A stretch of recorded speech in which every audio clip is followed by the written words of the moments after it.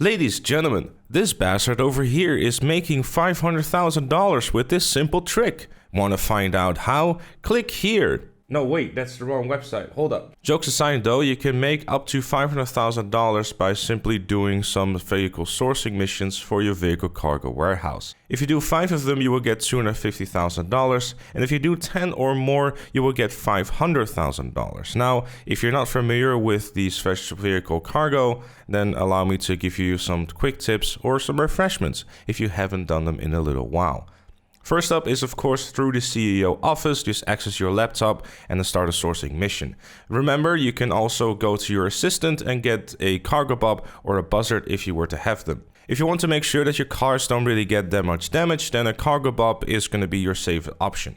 It's also much slower than just simply driving the car. However, driving the car typically results into $5,000 to $10,000 worth of damage. But since it's double cash NRP this week in vehicle cargo, you'll probably be making that back regardless, so don't worry about it too much. Selling a top tier car will make you a profit of $600,000, so I guess at that point $10,000 isn't really that big of a deal. Speaking of selling vehicles, make sure to do that every 20 minutes so you don't essentially waste time and or money. I know the $500,000 is purely going to be about the sourcing of vehicles, however there's a cooldown of 2 or 3 minutes in between each sourcing mission, so make sure to utilize that by maybe even doing some VIP work in between, which also at this point is double cash NRP, so you don't sit there twisting your thumbs and doing nothing. Another great way to speed up the process is by using your terabyte. If you have one, you can just start a sourcing mission from that as well through the big old screen inside it.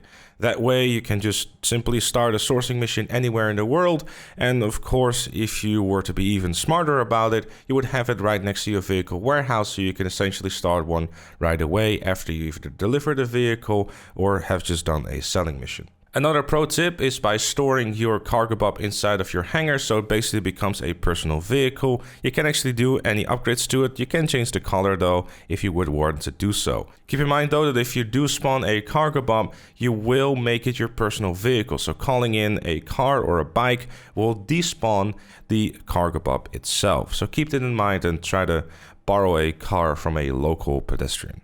One final and very handy trick I can give you is a way to only source top tier cars. It does require some preparation, but it's definitely worth it in a long run.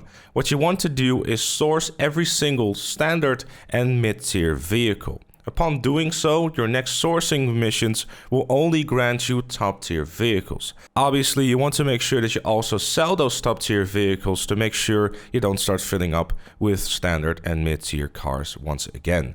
If you need a list of all the vehicles in each tier, then make sure to check the description or the pinned comment down below so you can have a look and start crossing off all those standard and mid tier cars. Obviously, make sure to keep selling your vehicles every 20 minutes. If you do it with multiple players, then obviously that scales up from 20 minutes to 30 minutes to 40 minutes to 50 minutes when you're doing it with 4 players.